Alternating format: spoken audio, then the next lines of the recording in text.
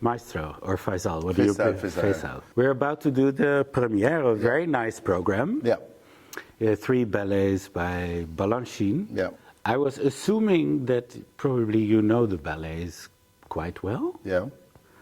Can you tell me something about your history with these 3 ballets? I mean, with these three ballets, I have an history with New York City Ballet because I was the music director over there for 7 years. So we did Balanchine, Robbins a lot, Peter Martins too. I mean, for me, it's easier to do Balanchine than Giselle or. But it's not because I've been to New York City Ballet, but it's more because it's easy to do a ballet choreographed by Balanchine because you really just have to play the music the way you feel it. And I have this, about these 3 ballets, Peter Martins said, I don't want you to look at the stage ever. If I see you look at of course, when we start and when we finish, we have to start, if on an empty stage or with I have a cue sometimes to start. But then he said, please don't look at the stage, because it's you just play the music and it will be fine. So you think that Balanchine was a very music-sensitive oh my gosh, he's choreographer? a genius about music. He's a genius. And he had even, in Serenade, which is another fantastic ballet, he had this insane idea to reverse the 2 last movements, then the serenade ends on the slow movement instead of the dance. And you know what? I tried these in a concert, but the piece is just a different piece. Yeah. And having this idea to just reverse 2 movements and. No, it's pure genius. That's it. In the case of the Tsjaikovski symphony, the whole first movement is gone. I don't know why. No. You don't know why? No, I don't know why. But this program is probably one of the best. because it's 3. You have French music, you have the Stravinsky, which is great, and the diamonds too. I know that he wanted to add a stone. He wanted to add sapphire. The story is that he couldn't find a music related to blue. Yeah, and I don't know. That would have been so, but so we have these 3 stones, which is absolutely fantastic. And here there's this set done by someone, I don't know the name, which is the same set, but it moves during the ballet. It's absolutely great. So this is also the reason why it's called Jewels? This is Balanchine's name for the 3 ballets together. They belong together. Yeah. It's quite rare to do the 3 together because it's a lot of work. Yeah. It's the 3. It's like a journey. It's absolutely fantastic.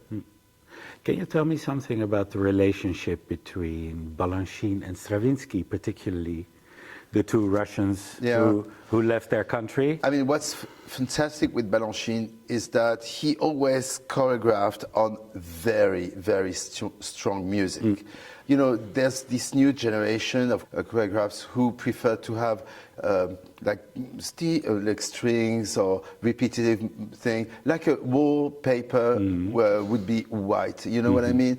And he always took the music like very strong, symphony in 3 movement. And of course, the only piece he didn't choreograph is the Rite of Spring.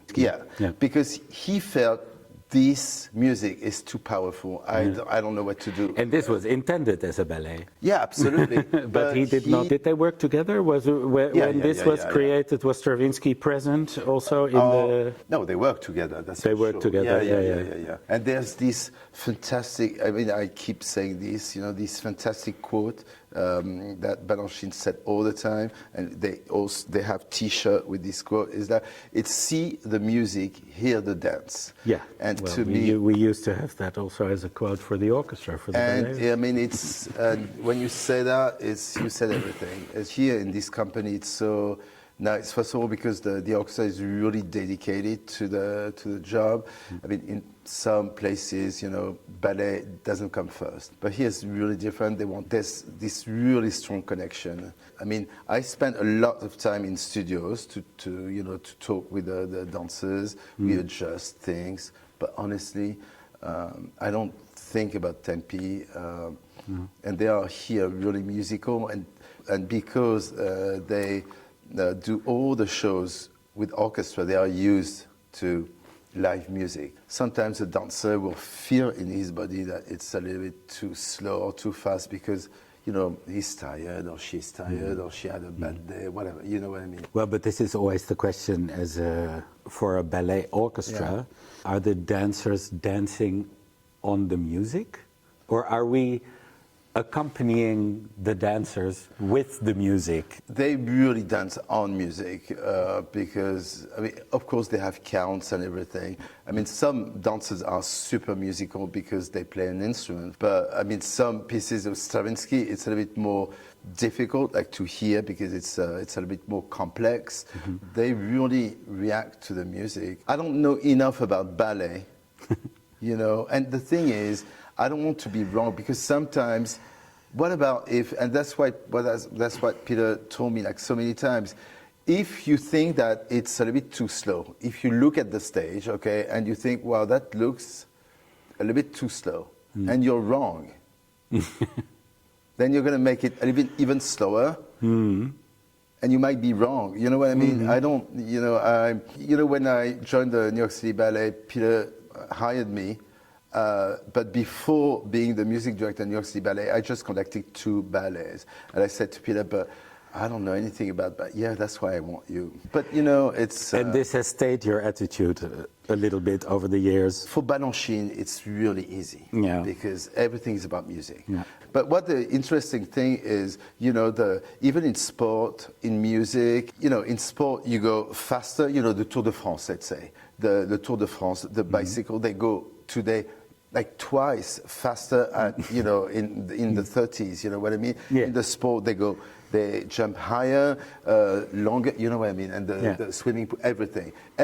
And dancers-wise, I mean, musicians, the technique, it's better today than it was, and the dancers too, but the funny thing is that tempis have a tendency to go slower and slower and slower.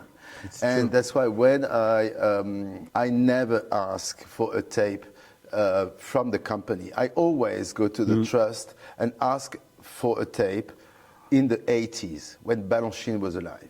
Right. And trust me, it's very different. Is it? Oh yeah. That's interesting because in purely in orchestra music you also hear it. If you listen to a recording from the 1920s, you think, oh, this is the time that everything was super romantic and super slow and super heavy. And it's actually not. It's much lighter, it's much faster. And in ballet, I mean, it's and I don't know why the tempis are, I don't know, they want to take a bit more time. But no, it's just you have to, for Balanchine music. Okay? But of course you have to adjust because some dancers are taller. But it's like a hair, It's the thing about tempi is that it's a question of feeling, If a dancer feels this is a bit too slow, it's a feeling, or too fast. It's just because when it's too fast, it needs to have more breath, If it's the feeling of it's a little bit too slow, we can adjust with the orchestra by making, the rhythm a little bit short, but the same tempo. But sometimes if it sounds too slow, then it's not good. If it sounds too fast, but even in concerts, it should sound right. That's it. You can adapt in many ways, but the character of the music has to stay. But let's see. You see, when we did the rehearsal in Fauré, someone in the orchestra said, "Well, I hope we won't lose this freedom." And I went to this person and said, what's your feeling now? He said, we didn't. No, true. We do. I've done this symphony to try all these things with my orchestra in concert. Really, I did the same. Well, that's why we're so happy that you're here, No, because but- with you we can do this. I really want for them to be happy. But the best way for them to be happy is to make music in the pit. You know, they will go with the music. Great. No, I'm Is happy that to be here.